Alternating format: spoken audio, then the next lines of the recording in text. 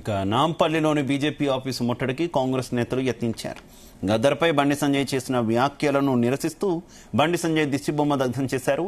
గాంధీ భవన్ నుంచి ర్యాలీగా బయలుదేరిన కాంగ్రెస్ నేతలను పోలీసులు అడ్డుకున్నారు. దీంతో గాంధీ భవన్ దగ్గర ఉద్రిక్తత నెలకొంది.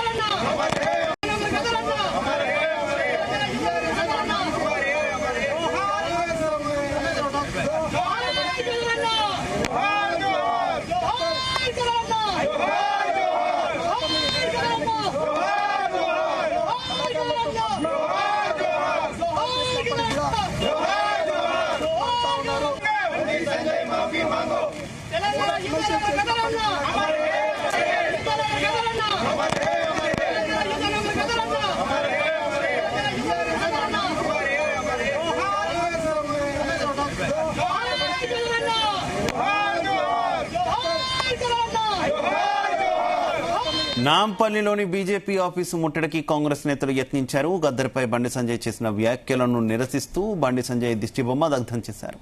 గాంధీ భవన్ నుంచి ర్యాలీగా బయలుదేరిన కాంగ్రెస్ నేతలను పోలీసులు అడ్డుకున్నారు. దీంతో గాంధీ భవన్ దగ్గర ఉద్రిక్తత నెలకొంది.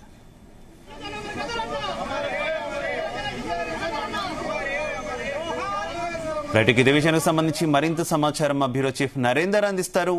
నరేందర్. రైట్ శివ, నిన్న జనవరి 26 నాడు జాతీయ అంటే కేంద్ర ప్రభుత్వం రిలీజ్ చేసినటువంటి పద్మశ్రీ అవార్డులు కావచ్చు, మొత్తం పద్మ అవార్డులకు సంబంధించినటువంటి దాంట్లో తెలంగాణకు అన్యాయం జరిగింది అన్నటువంటి అంశం నిన్న రేవంత్ రెడ్డి చేసినటువంటి వ్యాఖ్యలు కావచ్చు, దాని తర్వాత మందకృష్ణ మాదిగ పద్మశ్రీ దక్కించుకున్నటువంటి మందకృష్ణ మాదిగ చేసినటువంటి కామెంట్ కావచ్చు, ఇది పొలిటికల్ టర్న్ వైపు తీసుకున్నటువంటి పరిస్థితి మనం చూస్తున్నాం. ఎందుకంటే దాని తర్వాత బండి సంజయ్ ఈ రోజు చాలా హాట్ కామెంట్ చేశారు. ఇంకా ప్రధానమైనటువంటి కామెంట్స్ మనం విందాం.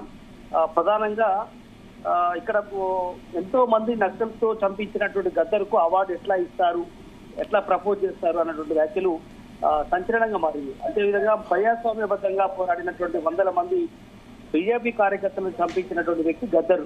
తెలంగాణ సెంటిమెంట్ మళ్లీ రెచ్చగొట్టే లాభపడాలనుకుంటున్నారు. ప్రజలకు వాస్తవాలు అర్థమైనట్టు బండి సంజయ్ కేంద్ర హోంశాఖ సహాయ మంత్రి వ్యాఖ్యలు ఈ రకంగా చేయడం అనేది ఆయన మాటలు అర్థం. అంటే ఆనాడు మావోయిస్టుగా గద్దర్ ఉండడం, దాని తర్వాత ప్రజా జనజీవనంలోకి రావడం, ఆ టైంలో 100 మందిని పొట్టబెట్టుకునే విధంగా ఆయన చేశాడంటూ ఇండైరెక్ట్ గా అర్థం వచ్చేలాగా ఉన్నాయి. అంటే ఇండైరెక్ట్ గా ఆయన ఒకటే మాట చెప్పాడు, ఎంతో మంది నక్సల్తో చంపించినటువంటి వ్యక్తి గద్దరు, అట్లాంటి వారికి ఎట్లా ఇస్తారన్నటువంటి వ్యాఖ్యలు చేసిన నేపథ్యంలో ఇటు కాంగ్రెస్ పార్టీ కూడా అదే స్థాయిలో రియాక్ట్ అయినటువంటి పరిస్థితి మనం చూసాం. ఆది శ్రీనివాస్ కాంగ్రెస్ పార్టీకి సంబంధించినటువంటి కాసేపటి క్రితం ఆయన కూడా మాట్లాడారు.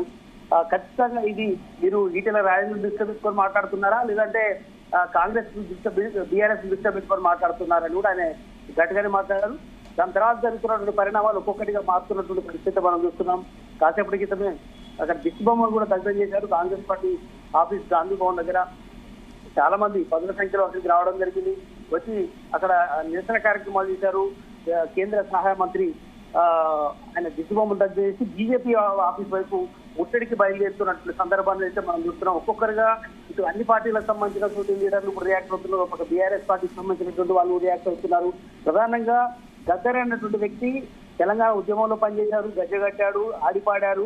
ఆయన అర్హుడే అన్నటువంటి విషయం బీఆర్ఎస్ పార్టీ స్పందిస్తుంది, కాంగ్రెస్ పార్టీ స్పందిస్తుంది. కానీ బీజేపీ మాత్రం గద్దర్ విషయంలో కొంత యూటర్న్ తీసుకున్నటువంటి పరిస్థితి మనం చూస్తున్నాం. వాస్తవానికి గద్దర్ ఒక్కటే కాదు, 4-5 పేర్లు కాంగ్రెస్ పార్టీ ముఖ్యమంత్రి తో పాటు ముఖ్యమంత్రిగా ఉన్న రేవంత్ రెడ్డి కూడా మేము ఆల్రెడీ గతంలో ప్రపోజ్ చేశాము, కేంద్ర ప్రభుత్వం అన్యాయం చేసింది అంటూ కూడా ఆయన చేసినటువంటి వ్యాఖ్యలు చూసాం. ఎందుకంటే పక్కన ఉన్న తెలుగు రాష్ట్రాలకు 4-5 ఎక్కువ ఇచ్చినా పర్వాలేదు, కానీ మాకు ఇవ్వకపోవడం ఏంటి అనే విషయాన్ని తప్పుపట్టారు. దీంట్లో మొత్తం పొలిటికల్ రంగైతే తీసుకున్నటువంటి పరిస్థితి చూసాం. దాని తర్వాత మందకృష్ణ మాదిగ కూడా రియాక్ట్ కావడం జరిగింది. అంటే రేవంత్ రెడ్డికి నాకు రావడం ఇష్టం లేదా, లేదంటే ఎందుకోసం అంటే ఒక మాదిగ కులానికి సంబంధించిన వ్యక్తిని, అణగారిన వర్గానికి సంబంధించినటువంటి వ్యక్తిని నేను ఎన్నో ఏళ్ల నుంచి పోరాటం చేస్తున్నాను, ఎన్నో కేవలం ఎంఆర్పీఎస్ ఉద్యమమే కాదు పీడిత జనాల కోసం ఫైట్ చేశారు, అదే సమయంలో వికలాంగుల కోసం ఫైట్ చేశారు, ఆరోగ్యశ్రీ కోసం ఫైట్ చేశారు.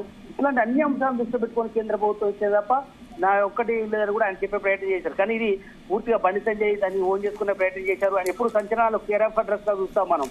ఆయన ఇప్పుడు గద్దరు వ్యవహార శైలిని కావచ్చు, గద్దరు ఆనాడు చేసినటువంటి నరేందర్, ఈ వ్యవహారం మొత్తం పొలిటికలైజ్ అయిపోయిన తర్వాత కొంత మైలేజ్ కోసం కూడా గద్దర్ పేరు చెప్పుకొని పార్టీలు ప్రయత్నిస్తున్నటువంటి సిచ్యువేషన్ కదా. తొలి నుంచి ముఖ్యమంత్రి రేవంత్ రెడ్డి విపక్షంలో ఉన్నప్పుడు కూడా గద్దర్ గురించి ఎక్కువగా ప్రస్తావిస్తూ ఉండడం, ఇప్పుడు ఆయనకి గౌరవంగా గద్దర్ అవార్డులు సినిమా ఇండస్ట్రీకి ఇస్తామని చెప్తూ ఉండడం, నిన్న ఆయన చేసినటువంటి వ్యాఖ్యలు, ఇదంతా కూడా కొంత కాంగ్రెస్ కి అడ్వాంటేజ్ అవుతుంది అనుకోవాలి ఖచ్చితంగా. ఎందుకంటే బీఆర్ఎస్ పార్టీ కూడా కాసేపటి క్రితమే పలువురు స్పందించడం జరిగింది. క్రాంతి కిరణ్ మాజీ ఎమ్మెల్యే కావచ్చు, అదే సమయంలో కర్ణె ప్రభాకర్ కావచ్చు, ఇట్లా కొంతమంది ఒక్కొక్కరుగా స్పందిస్తున్నటువంటి పరిస్థితి. అంటే పద్మశ్రీ అవార్డుకు గద్దర్ అర్హుడే, ఇవ్వాల్సి ఉండేది అన్నటువంటి విషయం కూడా బీఆర్ఎస్ పార్టీ స్పందిస్తోంది. అదే సమయంలో కాంగ్రెస్ పార్టీ ఈయనొక్కరి కాదు, గద్దర్ పేరే కాదు, మిగతా ఎవరైతే కవులు కళాకారులు ఎవరైతే తెలంగాణ ఉద్యమంలో పనిచేశారో అలాంటి వాళ్ళకు కూడా ఇవ్వాలని 5-6 మంది పేర్లు ప్రపోజ్ చేశామని కాంగ్రెస్ పార్టీ చెప్తోంది.